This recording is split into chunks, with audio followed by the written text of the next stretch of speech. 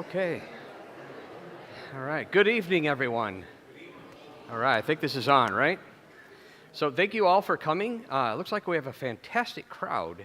I'd like to take a moment and ask, first thing, if you have a cell phone, would you please make sure it is powered off, because we don't want ringing during the performance. With that, I welcome you to our I believe this is our fourth annual high school recitation night. The recitations are performed by 9th graders and 11th graders. And they have gone over, I don't know, something like close to 11 years of education, all the way back to kindergarten, and they've chosen a passage that was inspiring to them. And so even back in kindergarten and first grade, the texts that we read, the stories and the books, they're full of beautiful ideas. So as you listen to our performers tonight, I want you to think of two things. First of all, enjoy the recitation itself. It's beautiful, and they've worked really hard. But we're here to do a little bit more than just hear the recitation. We're here also to hear beautiful ideas. And you can really get to know a person when you find out what inspires them and what they love. And the works and the recitations you're going to hear tonight give you a glimpse into their hearts and their character. And you get to find out what they love. And so think about the beautiful life of thought that they're cultivating. So welcome, everyone. With that said, I'd like to invite up our first two performers.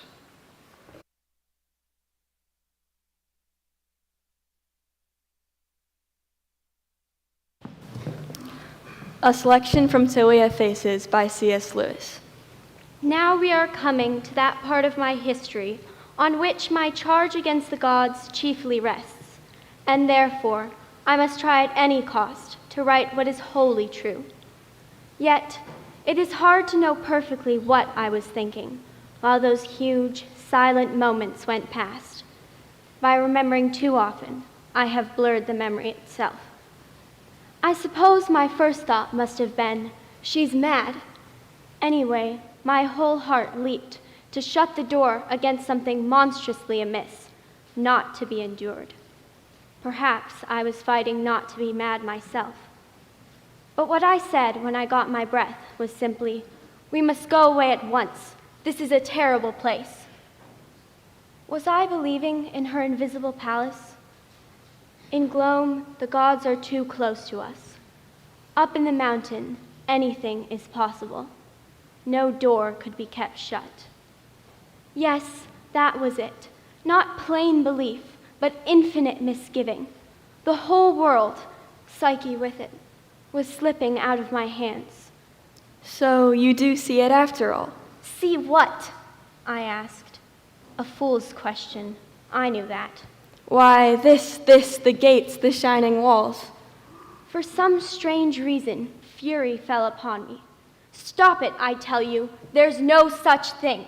You're pretending. You're trying to make yourself believe it, I said, but I knew I was lying. You can't see it? You can't feel it? For you, it is not there at all. Oh, Ottawal, I am very sorry. She was shaking and stirring me a dozen different ways, but I had not shaken her at all.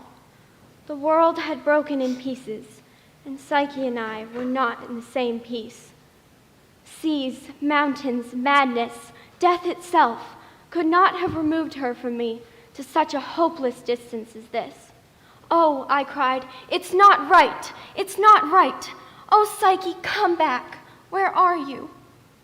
Perhaps, Ottawal, you too will learn how to see. "Have done with it, Psyche," I said sharply. "There's no such thing. Never say these things again." Ottawal, I have never told you a lie in my life. I tried to soften my manner, yet the words came out cold and stern. "No, you don't mean to lie. You're not in your right mind. It's the terror and loneliness." Ottawal. What? If it's all my fancy, how do you think I've lived these many days? You see, it's all true. And no. Listen, Ottawal, that's why all will come right. "I don't want it," I cried, threatening her almost, till she drew back before my fierceness. "I don't want it. I hate it. Do you understand?" But why, Ottawal, what do you hate? Oh, the whole, what can I call it? You know very well, or you used to.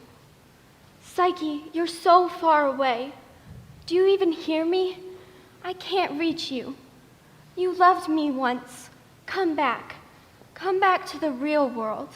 What have we to do with gods and wonders and all these cruel, dark things? Leave all that alone. Come back to where we were happy. But Orual, think. How could I go back? This is my home. No, Orual, I can't go back to you. How could I? But you must come to me. Oh, it's madness, said I. Was it madness, or was it not? Which was true? It began to rain. It was only a light rain, but it changed everything for me. Here, child, said I, come under my cloak. Quick, you'll be wet through. She gazed at me wonderingly. How should I get wet, Orual, when we are sitting indoors with the roof above us? Psyche, said I, and my voice had changed. This is sheer raving. You can't stay here. I cannot leave my home. It's no use. I see it and you don't. I learned then how one can hate those one loves. Dear Orual, you have very seldom been angry with me in all the years I can remember. Do not begin now. Look, the shadows have nearly crept all the way across the courtyard. I must send you away before the sun sets. I promised that I would. Are you sending me away forever, Psyche? And with nothing? Nothing but a bidding to come again as soon as you can. I'll work for you here. There must be some way. And then we shall meet here again with no cloud between us. But you must go now. Oh, Orual, don't look so sad. All will be well. All will be better than you can dream of. Come again soon. Farewell for a little. She went away from me into her terrible valley, and out of sight finally among the trees. It was already deep twilight on my side of the river.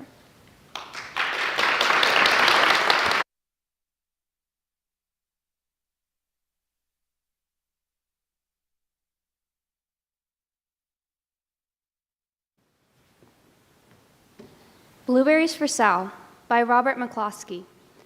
One day, little Sal went with her mother to Blueberry Hill to pick blueberries.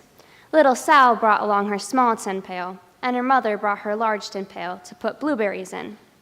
"We will take our berries home and can them," said her mother. "Then we'll have food for next winter." Little Sal picked 3 berries and dropped them, kerplink, kerplank, kerplunk, in her small tin pail. She picked 3 more berries and ate them. Then she picked more berries and dropped 1 in her pail, kerplunk, and the rest she ate. Then she ate all 4 berries out of her pail. Her mother walked slowly through the bushes, picking berries as she went and putting them in her pail. Little Sal hurried ahead and dropped a berry in her mother's pail. It didn't sound kerplink because the bottom of the pail was already covered with berries. She reached in to get her berry back. Though she really didn't mean to, she ended up pulling out a large handful because there were so many up close to the one she had put in. Her mother stopped picking and said, "Now, Sal, run along and pick your own berries. Mother wants to take these berries home and can them for next winter." Her mother went back to picking berries, but little Sal, because her feet were tired, sat down in a large clump of bushes and ate blueberries.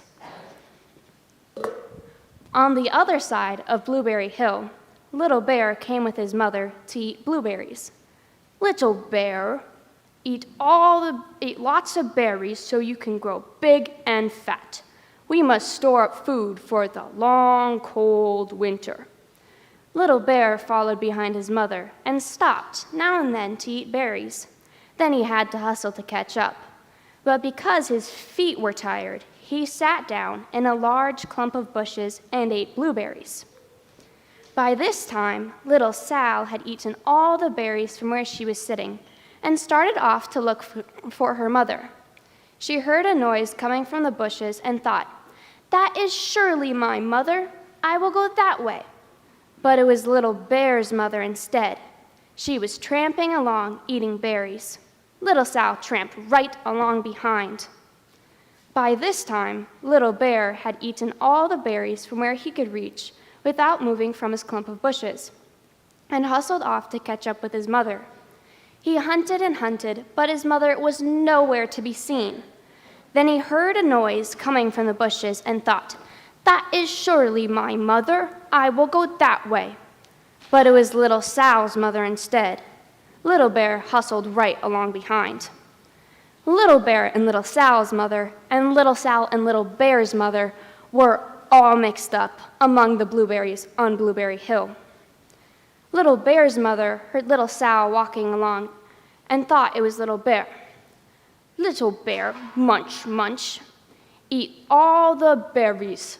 Gulp you can possibly hold. Swallow." Little Sal said nothing. Instead, she picked 3 berries and dropped them, kerplink, kerplank, kerplunk, in her small tin pail. Little Bear's mother whirled around to see what on earth could make a sound like kerplunk. "Grumph," she cried, choking on a mouthful of berries. "This is not my child. Where is Little Bear?" She took one good look at Little Sal and slowly backed away. She was old enough to be shy of people, even a very small person like Little Sal. Then she turned around and quickly hustled off to hunt for Little Bear.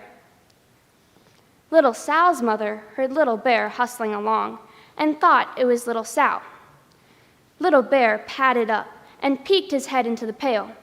He only wanted to taste a few, but there were so many, so close together, that he ended up tasting a tremendous mouthful by mistake. "Now, Sal," said Little Sal's mother, without turning around.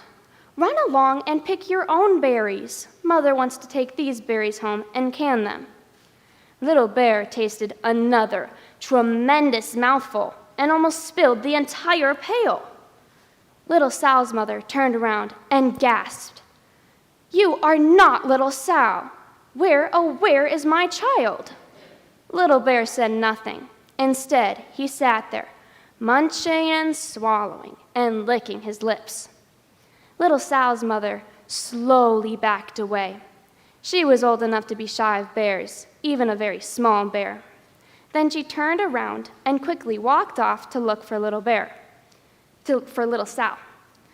She hadn't gone far before she heard a noise coming from the bushes. Kerplink, kerplank, kerplunk. She knew just what made that sort of noise.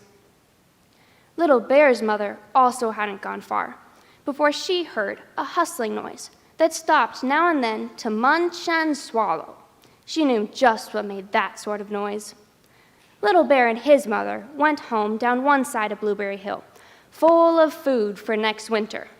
And Little Sal and her mother went down the other side of Blueberry Hill and drove home with food to can for next winter, a whole pail of blueberries and 3 more besides.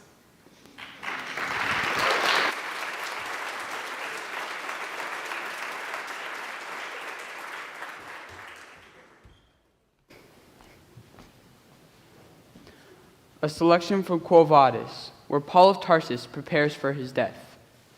On the same beautiful evening, another troop of soldiers led Paul of Tarsus along the Ossian Way to a settlement called Achaea Salvae. He too was followed by a crowd of converts.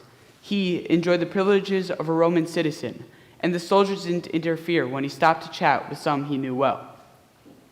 Beyond the gates known as Tergemina, he saw Plautilla, daughter of the prefect Flavius Sabinus. Tears ran down her young face. He asked her for her veil. "Go home and be at peace," he told her, calling her a daughter of salvation. "Your veil will shield my eyes when I stand in the radiance of the Lord." He went on, joyful and at peace, like a laborer who has worked hard in the fields all day and hurries home at sunset.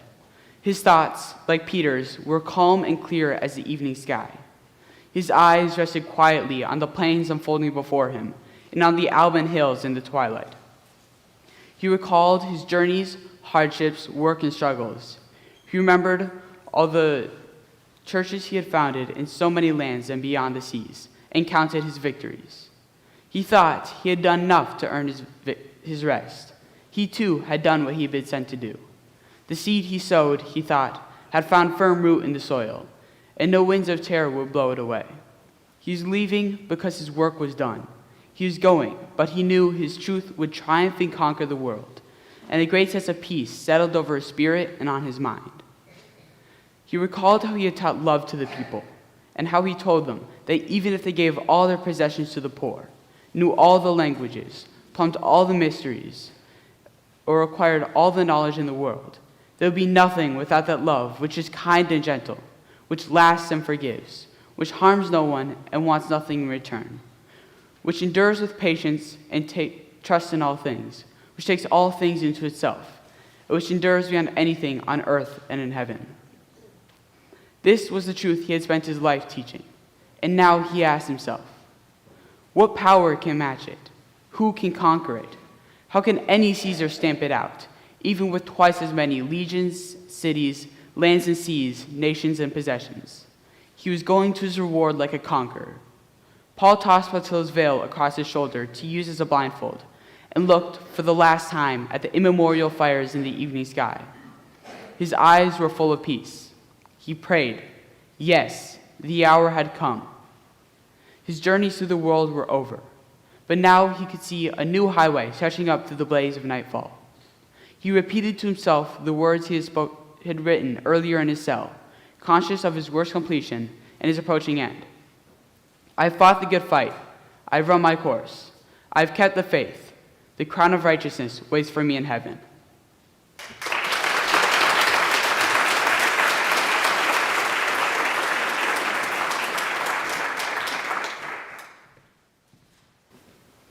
A selection from Quo Vadis, where Petronius writes a letter to the Emperor Nero to tell him what he really thinks about him. I know, my Caesar, that you can't wait to see me, and that your loyal heart misses me night and day. I know that were it up to you, you'd shower me with gifts, make me the prefect of the Praetorians, and order Tigellinus to play the role for which God's created him, namely, to feed the mules on the estates you inherited after poisoning your sister Domitia. Forgive me, but I can't come to visit you just now, as I swear by all the ghosts in Hades, and that includes those of your murdered mother, wife, brother, and Seneca as well. Life is a great treasure, my friend, and I knew how to pluck the most precious gems out of it. But there are also horrors in life that I can't endure. Oh, please, don't think I was particularly offended when you killed your mother, wife, brother, burned Rome, and sent all the decent men of this empire to the underworld. No, you grandson of Cronus who devoured his children. Death is a part of our human heritage, and no one would expect you to behave in any other way. But to cripple my ears year after year with listening to your songs, to watch your puny, skinny legs kicking about in a Pyrrhic dance, to hear your music, your recitations, and your creaking epics, you poor suburban versifier, proved too much for me and prompted me to believe I'd much rather die. The Rome plugs its ears when it hears you. The whole world laughs at you. And I can't blush with shame on your behalf much longer. The howling of Cerberus, the two-headed dog that guards the gates of hell, may remind me of you, but it won't hurt as much. I never had to pretend to be his friend, you see, and I don't have to apologize for his voice. Be well, but don't sing. Kill, but don't write verse. Poison, but don't dance. Burn cities, but don't play the lyre. This is the last friendly bit of guidance you will ever get from Petronius, the arbiter of taste.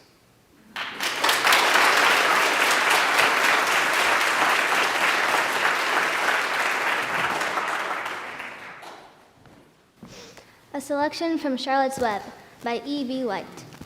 One evening, a few days after the writing had appeared in Charlotte's Web, the spider called a meeting of all the animals in the barn cellar. I shall begin by calling the roll, said Charlotte. Wilbur? Here, said the pig. Gander? Here, here, here, said the gander. You sound like three ganders, said Charlotte. Why can't you just say here? Why do you have to repeat everything?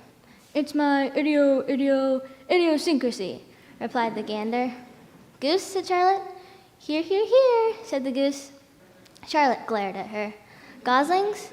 1 through 7? Bee, bee, bee, bee, bee, bee, bee, bee, bee, bee, bee, bee, bee, said the goslings. This is getting to be quite a meeting, said Charlotte. Anyone would think we had 3 ganders, 3 geese, and 21 goslings. Sheep? Here, answered the sheep all together. Lambs? Here, answered the lambs all together. Templeton? No answer. Templeton? No answer. Well, we are all here except the rat, said Charlotte. I guess we can proceed without him. Now, all of you must have noticed the message that I wrote in my web. Now, all of you must have noticed what's been going on around here the last few days. The message I wrote in my web, praising Wilbur, has been received. The Zuckermans have fallen for it, and so have everyone else. Zuckerman thinks Wilbur is an unusual pig, and therefore he won't want to kill him and eat him. I dare say my trick will work, and Wilbur's life can be saved. Hooray, cried everyone. Now, said Charlotte, I called this meeting in order to get suggestions.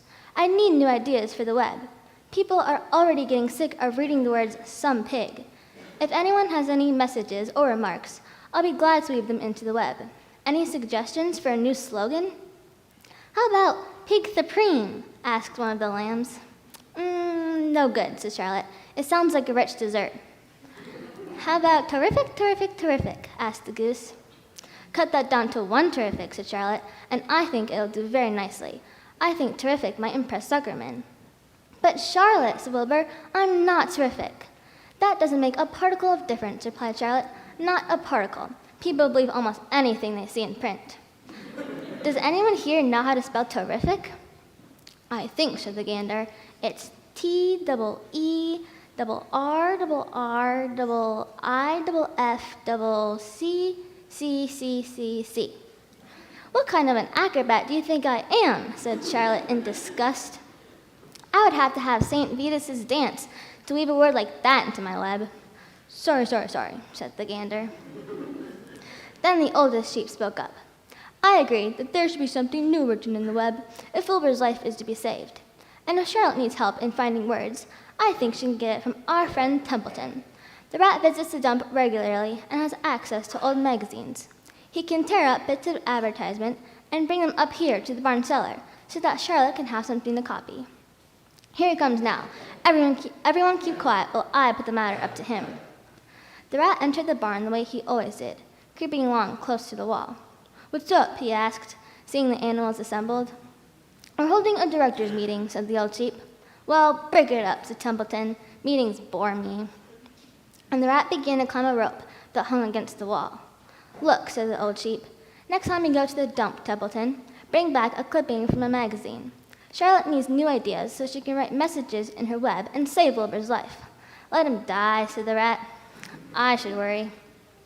You'll worry all right when next winter comes, said the sheep. Wilbur's leftover food is your chief source of supply, Templeton. Templeton's whiskers quivered. Maybe you're right, he said gruffly. I'm making a trip to the dump tomorrow afternoon. I'll bring back a magazine clipping if I can find one. Thanks, said Charlotte. The meeting is now adjourned. I've got a busy evening ahead of me. I've got to tear my web apart and write terrific. Wilbur blushed. But I'm not terrific, Charlotte. I'm just about average for a pig. You're terrific as far as I'm concerned, said Charlotte sweetly, and that's what counts. You're my best friend, and I think you're sensational. Now stop arguing and go get some sleep.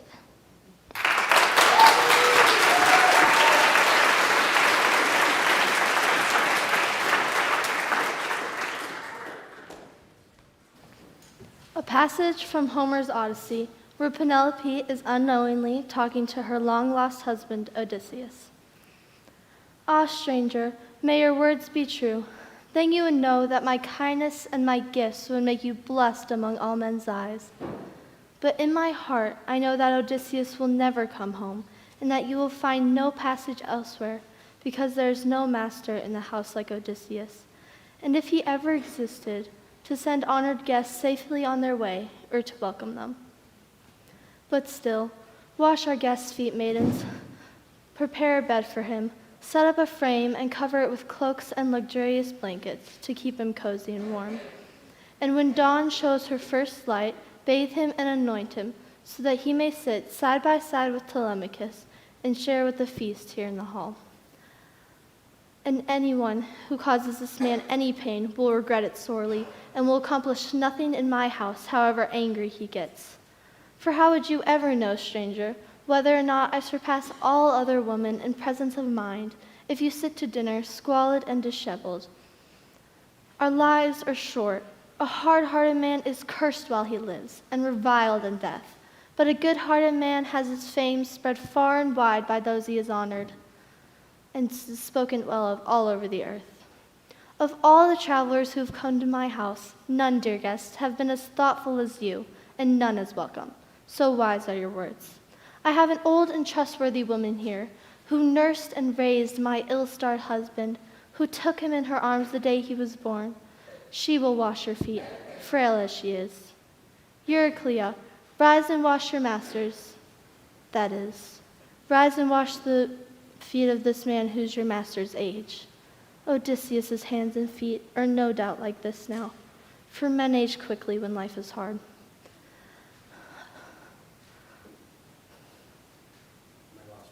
My lost child, there's nothing I can do for you. Zeus must have hated you above all other men, although you were always God-fearing. No one burnt more offerings to the Lord of Lightning, so many fat thigh bones, bulls by the hundreds, with prayers that you would reach a sleek old age and raise our glorious son. But now, the gods have deprived you alone of your day of return.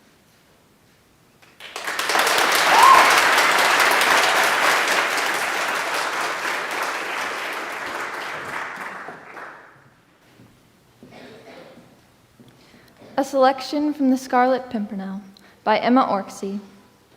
He stood aside to allow her to pass. She sighed, a quick sigh of disappointment. His pride and her beauty had been in direct conflict, and his pride had remained the conqueror. Perhaps, after all, she had been deceived just now. What she took to be the light of love in his eyes might only have been the passion of pride, or, who knows, of hatred instead of love. She stood looking at him for a moment or two longer. He was again as rigid, as impassive as before. Pride had conquered, and he cared not for her. The gray of dawn was gradually yielding to the rosy light of the rising sun. Birds began to twitter. Nature awakened, smiling in happy response to the warmth of this glorious October morning. Only between these two hearts there lay a strong, impassable barrier, built up of pride on both sides, which neither of them cared to be the first to demolish. He had bent his tall figure in a low, ceremonious bow, as she finally, with another bitter little sigh, began to mount the terrace steps.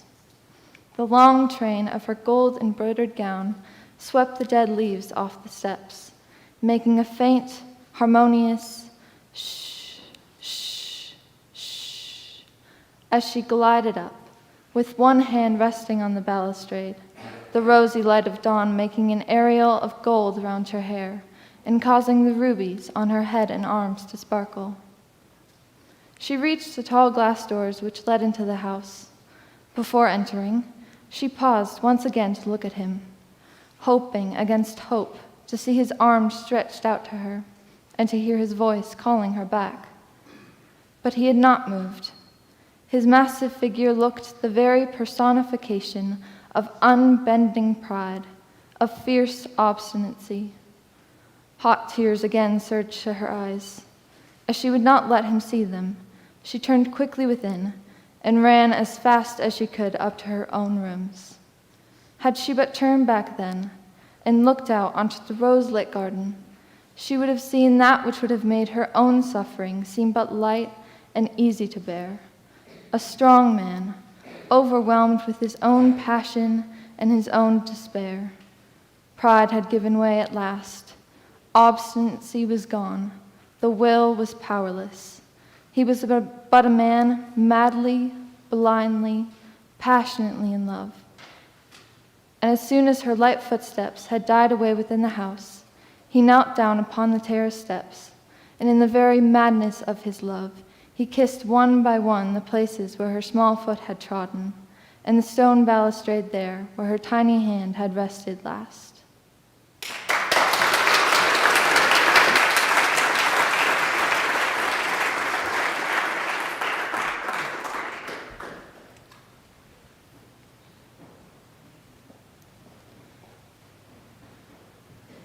In this passage of The Great Divorce by C.S. Lewis, an angel confronts a self-conscious ghost.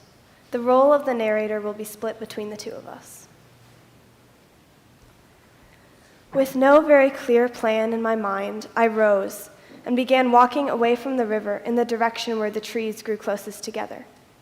I had not fully made up my mind to go back to the bus, but I wanted to avoid open places.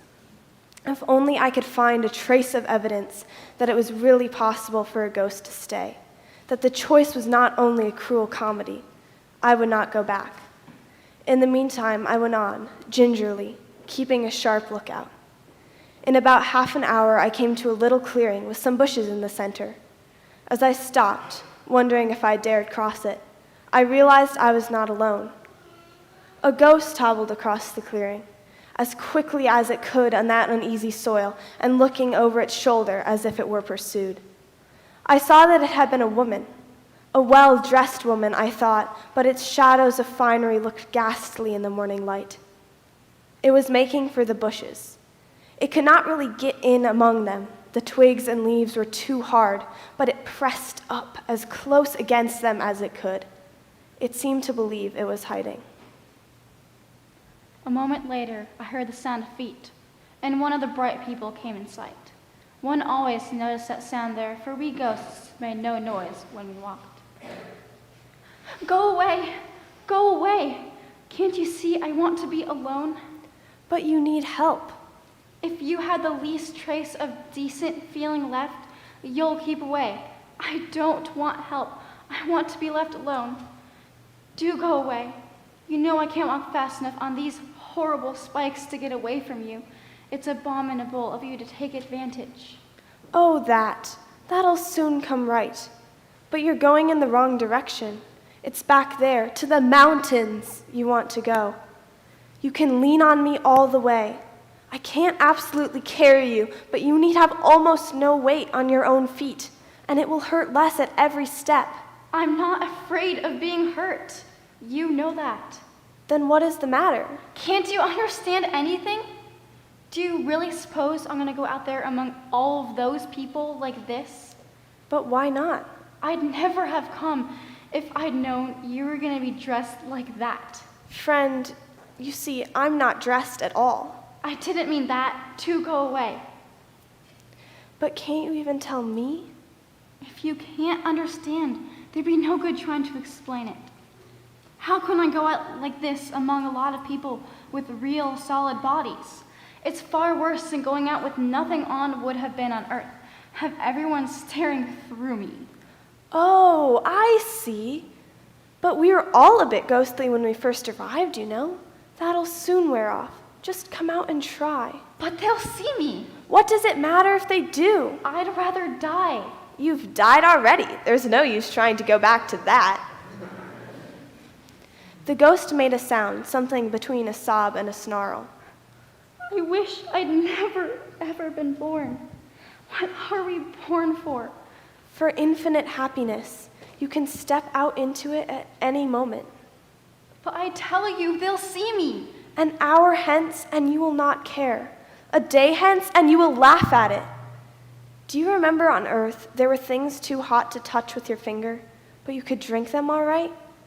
Shame is like that. If you will accept it, if you will drink the cup to the bottom, you will find it very nourishing. But try to do anything else with it, and it scalds. You really mean?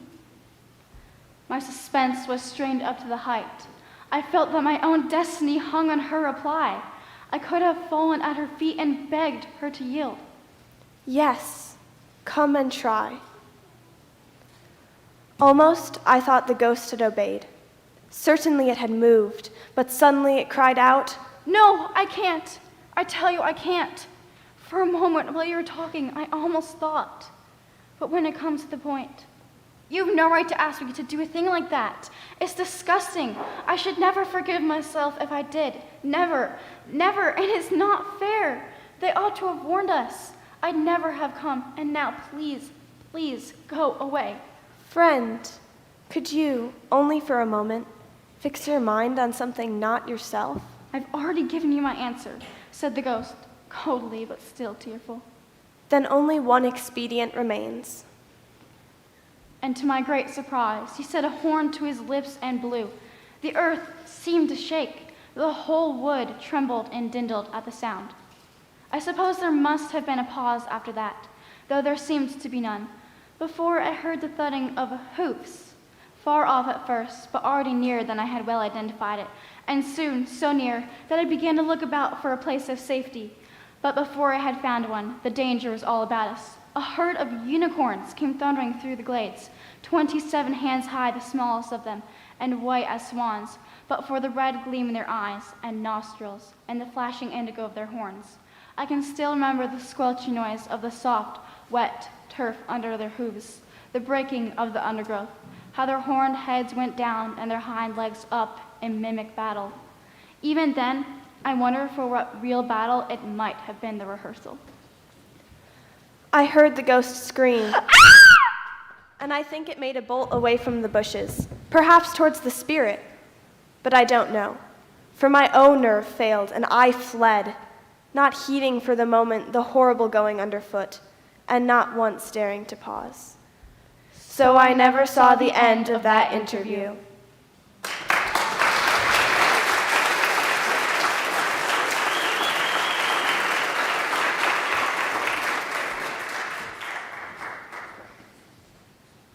August 4th, 1914, King Albert I of the Belgians' speech to the Belgian Parliament.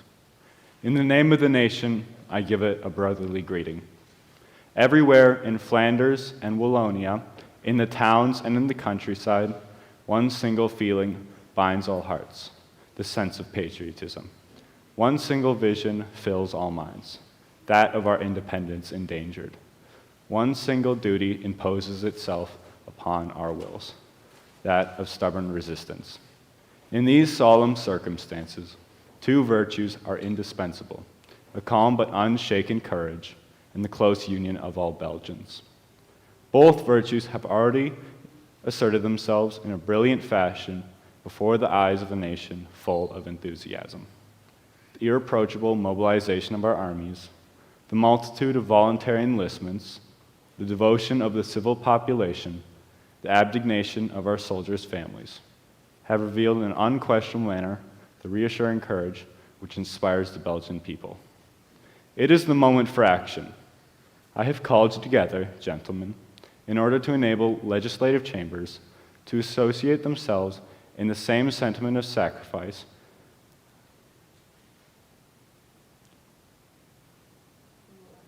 You will understand, gentlemen, how to take all those immediate measures which the situation requires, respect both of the war and of public order.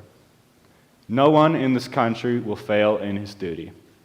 If the foreigner, in defiance of that neutrality, whose demands we have always so scrupulously observed, violates our territory, he will find all the Belgians gathered about their sovereign, who will never betray his constitutional oath, and their government invested with the absolute confidence of the entire nation. I have faith in our destinies. A country which is defending itself conquers the respect of all. Such a country does not perish.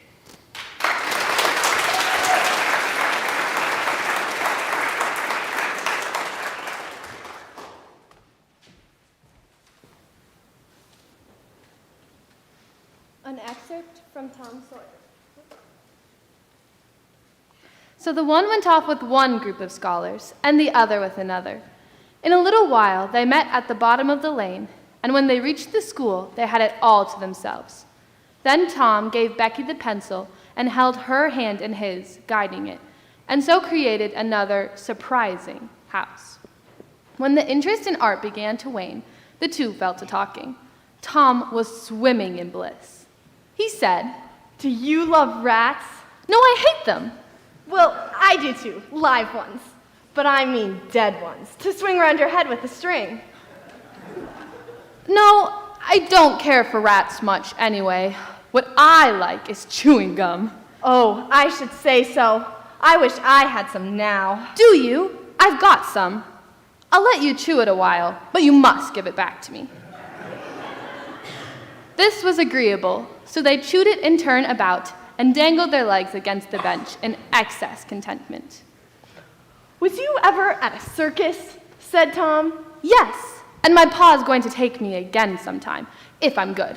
"I've been to a circus 3 or 4 times. Lots of times. Church ain't shucks to a circus. There's things going on at a circus all the time. I'm gonna be a clown at the circus when I grow up." "Oh, are you? That will be so nice. They're so lovely, all spotted up." "Yes, that's so. And they get slathers of money. Most $1 a day, Ben Rogers says." "Say, Becky, was you ever engaged?" "What's that?"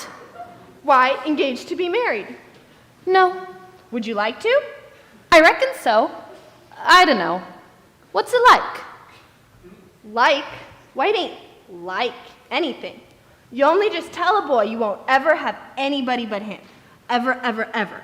And then you kiss, and that's all. Anybody can do it." "Kiss? What do you kiss for?" "Why, that is to, well, they always do that." "Everybody?" "Why, yes, everybody that's in love with each other. Do you remember what I wrote on the slate?" Yes." "What was it?" "I shan't tell you." "Shall I tell you?" Yes, but some other time." "No, now!" "No, not now. Tomorrow." "No, now, please, Becky. I'll whisper it. I'll whisper it ever so easy." Becky hesitating, Tom took silence for consent and passed his arm about her waist and whispered the tale in her ear, ever so softly, with his mouth close to her ear. And then he added, "Now you whisper it to me, just the same." She resisted for a while, then said, "You turn your face away so you can't see, and then I will. But you mustn't ever tell anyone, Tom. You won't, will you?" "No, indeed I won't. Now, Becky." He turned his face away. She bent timidly around until her breath stirred his curls and whispered, "I love you." Then she sprang away and ran around and around the desks and benches with Tom after her, till she took refuge in a corner at last, with her little white apron to her face. Tom clasped her about the neck and pleaded, "Now, Becky, it's all done, all over but the kiss. Don't you be afraid of that. It ain't anything at all. Please, Becky." And he tugged at the apron and the hands. By and by, she let her hands drop, and her face, all glowing with the struggle, came up and submitted. Tom kissed the red lips and said, "Now, Becky, it's all done. And after this, you ain't ever to marry, you ain't ever to love anybody but me. And you ain't ever to marry anybody but me. Never, ever, and forever. Will you?" "No, I'll never love anybody but you, Tom. And I'll never marry anybody but you. But you ain't to marry anybody but me, either." "Certainly. Of course. That's part of it. And always, when we're coming to school or when we're going home, you're to walk with me when there ain't nobody looking. And you choose me and I choose you at parties, because that's what you do when you're engaged." "Oh, it's so nice. I never heard of it before." "Oh, it's ever so jolly. Why, me and Amy Lawrence."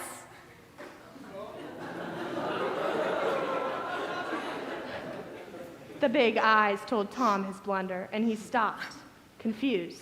"Oh, Tom, then I ain't the first you ever been engaged to."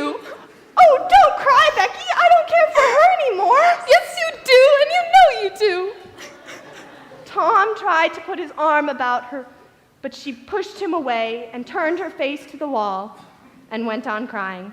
Tom tried again with soothing words in his mouth and was repulsed again. Then his pride was up, and he strode away and went outside. He stood about, restless and uneasy, glancing at the door every now and then, hoping she would repent and come to find him. But she did not. Then he began to feel badly and fear he was in the wrong.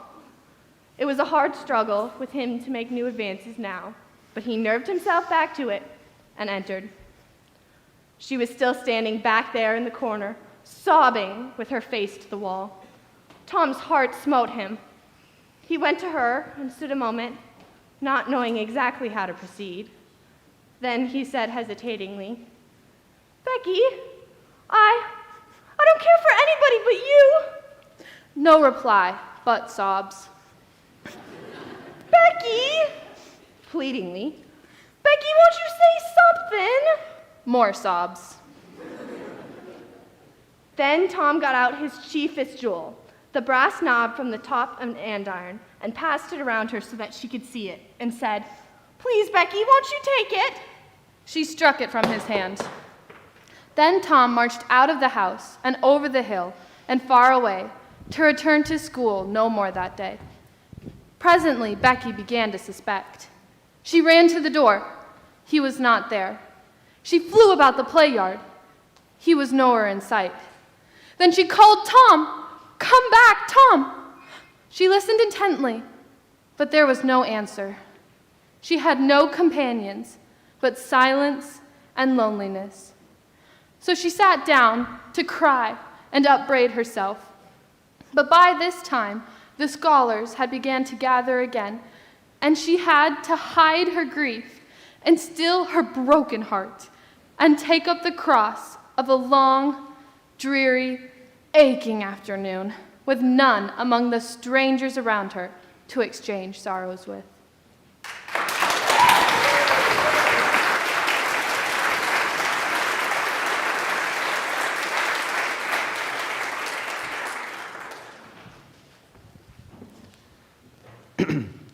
Selection from Till We Have Faces by C.S. Lewis.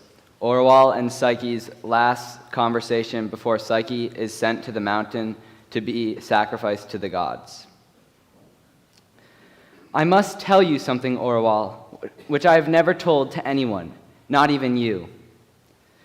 I know now that it must be so, even between the lovingest hearts, but her saying it that night was like stabbing me. What is it, said I, looking down at her lap where our four hands were joined. This, she said, I have always, at least, ever since I can remember, had a kind of longing for death. Ah, Psyche, said I, have I made you so little happy as that? No, no, no, she said, you don't understand. It was when I was happiest that I longed most.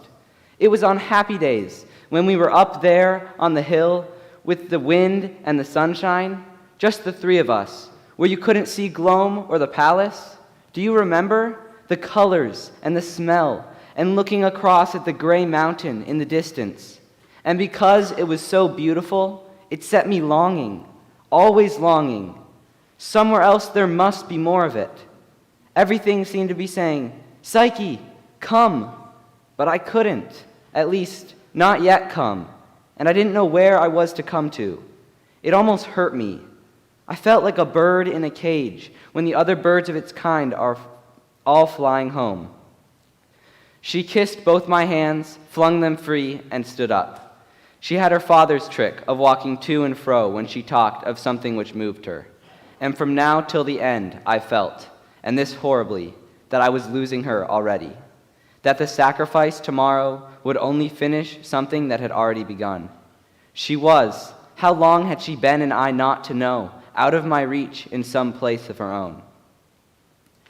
Orowal, she said, her eyes shining, I am going, you see, to the mountain. Do you remember how we used to look and long, and all the stories of my gold and amber house up there against the sky, where we thought we should never really go? The greatest king of all was going to build it for me. If only you could believe it, sister. No, listen. Do not let grief shut up your ears and harden your heart. Is it my heart that is hardened? Never to me, nor mine to you at all. But listen, are these things so evil as they seemed? The gods will have mortal blood, but they say whose? If they had chosen anyone else in the land, that would have been only terror and cruel misery. But they chose me, and I am the one who has been made ready for it ever since I was a little child in your arms, Maya. The sweetest thing in all my life has been the longing to find the mountain, to find the place where all the beauty came from. And that was the sweetest? Oh, cruel, cruel. Your heart is not of iron, stone rather, I sobbed. I don't think she even heard me. My country, the place where I ought to have been born. Do you think it all meant nothing? All the longing for home? For indeed, it now feels not like going, but like going back. All my life, the god of the mountain has been wooing me. Oh, look up once at least before the end and wish me joy. I am going to my lover. Do you not see now? I only see that you have never loved me, said I. It may well be you are going to the gods. You are becoming cruel like them. Oh, Maya, cried Psyche, tears at last coming to her eyes again. Maya, Bardia knocked on the door. No time for better words. No time to unsay anything. Bardia knocked again and louder. My oath on his sword, itself like a sword, was upon us.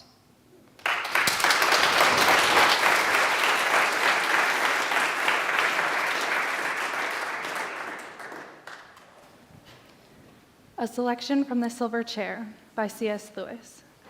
The prince and the two children were standing with their heads hung down, their cheeks flushed, their eyes half closed, the strength all gone from them, the enchantment almost complete.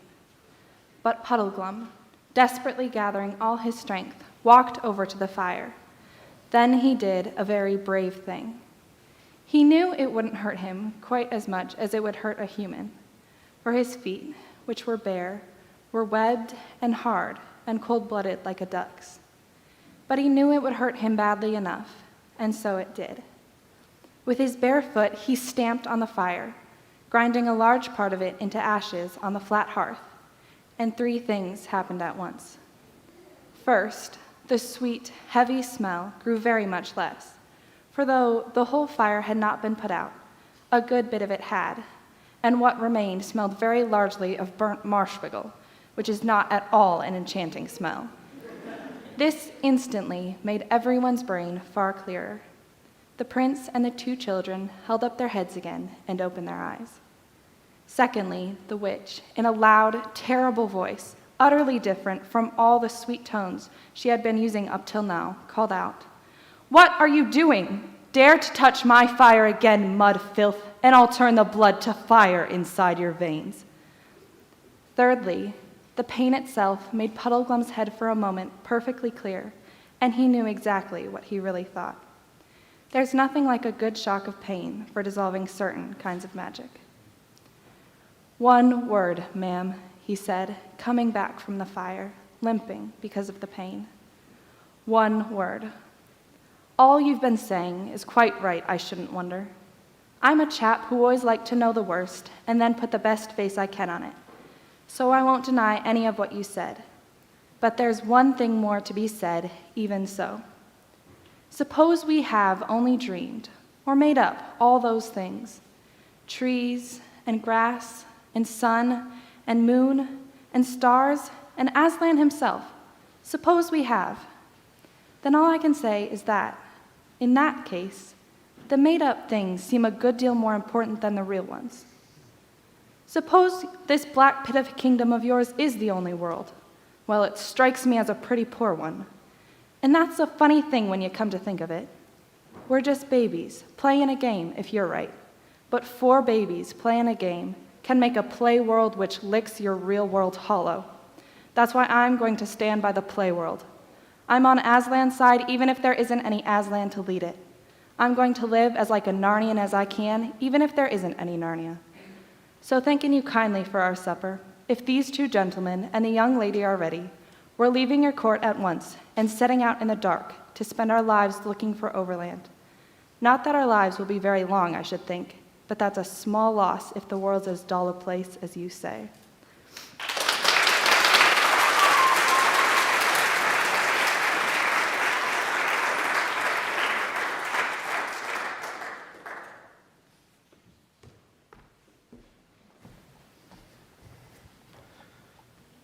The Obstinate Tin Soldier Analogy by C.S. Lewis. The Son of God became man to enable men to become sons of God. We do not know, anyway, I do not know, how things would have worked if the human race had never rebelled against God and joined the enemy. Perhaps every man would have been in Christ, would have shared the life of the Son of God from the moment he was born. Perhaps the bios, or the natural life, would have been drawn up into the Zoe, the uncreated life, at once and as a matter of course, but this is guesswork. You and I are concerned with the way things work now. And the present state of things is this. The two kinds of life are now not only different, they would have always been that, but actually opposed. The natural life in each of us is something self-centered, something that wants to be petted and admired, to take advantage of other lives and to exploit the whole universe. And especially, it wants to be left to itself, to keep well away from anything better or stronger or higher than it, anything that might make it feel small. It is afraid of the light and air of the spiritual world, just as people who have been brought up to be dirty are afraid of a bath. And, in a sense, it is quite right. It knows that if the spiritual life gets hold of it, all of its self-centeredness and self-will are going to be killed. And it is ready to fight tooth and nail to avoid that. Did you ever think, when you were a child, what fun it would be if your toys could come to life? Well, suppose you could really have brought them to life. Imagine turning a tin soldier into a real little man. It would involve turning the tin into flesh. And suppose the tin soldier did not like it. He is not interested in flesh. All he sees is that the tin is being spoiled. He thinks you are killing him. He will do everything he can to prevent you, and he will not be made into a real man if he can help it. What you would have done about that tin soldier, I do not know. But what God did about us is this. The second person in God, the Son, became human himself, was born into the world as an actual man, a real man of a particular height, with hair of a particular color, speaking a particular language, and weighing so many stone. The eternal being who knows everything and who created the whole universe became not just a man, but before that, a baby. And before that, a fetus inside a woman's body. If you want to get the hang of it, think of how you would like to become a slug or a crab. The result of this was that you now had one man who really was what all men were intended to be. One man in whom the created life, derived from his mother, allowed itself to be completely and perfectly turned into the begotten life. The natural human creature in him was taken up fully into the divine Son. Thus, in one instance, humanity had, so to speak, arrived, had passed into the life of Christ. And because the whole difficulty for us is that the human creature has to be, in a sense, killed. He chose an earthly career which involved the killing of his human desires at every turn. Poverty, misunderstanding by his own family, betrayal by one of his intimate friends, being jeered at and manhandled by the police, and execution by torture. And then, after being thus killed every day in a sense, the natural human creature in him, because it was united to the divine Son, came to life again. The man in Christ rose again, not just the God. That is the point. For the first time, we saw a real man. One tin soldier, real tin, just like the rest, had come fully and splendidly alive. And here, of course, we come to the point where my illustration about the tin soldier breaks down. In the case of real toy soldiers or statues, if one came to life, it would obviously make no difference to the rest, for they are all separate. But human beings are not. They look separate because you see them walking about separately, but then we are so made that we can only see the present moment. If we could see the past, then of course it would look different. For there was a time when every man was a part of his mother, and, earlier still, a part of his father as well, and when they were a part of his grandparents. If you could see humanity spread out in time as God sees it, it would not look like a lot of separate things dotted about. It would look like one single growing thing, rather like a very complicated tree. every individual would appear connected with every other. And not only that, individuals are not really separate from God any more than from one another. Every man, woman, and child all over the world are feeling and breathing at this very moment, only because God is, so to speak, keeping him going. Consequently, when Christ becomes man, it is not as if you could become a particular tin soldier. It is as if something which is always affecting the whole human mass begins, at one point, to affect the whole human mass in a new way. From that point, the effect spreads through all mankind. It makes a difference to people who lived before Christ, as well as to people who lived after him. It makes a difference to people who never heard of him. It is like dropping into a glass of water a single drop of something which adds a new taste or new color to the whole lot.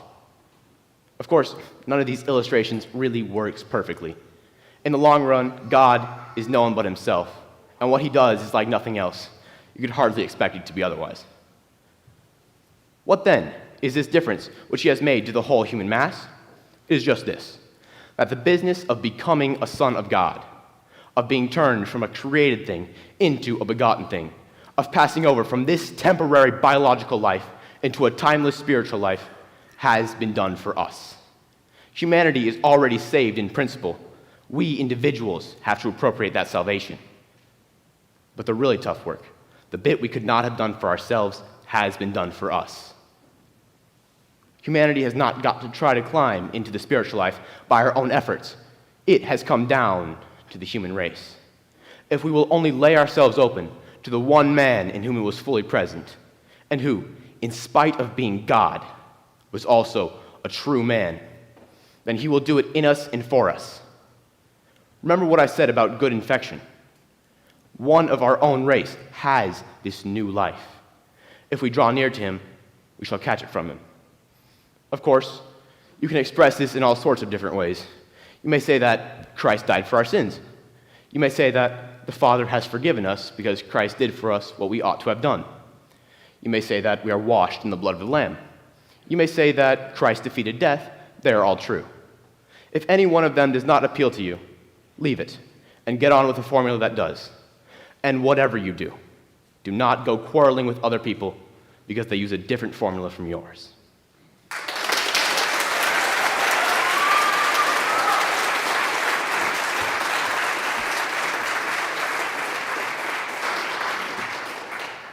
This is a selection from Our Town by Thornton Wilder.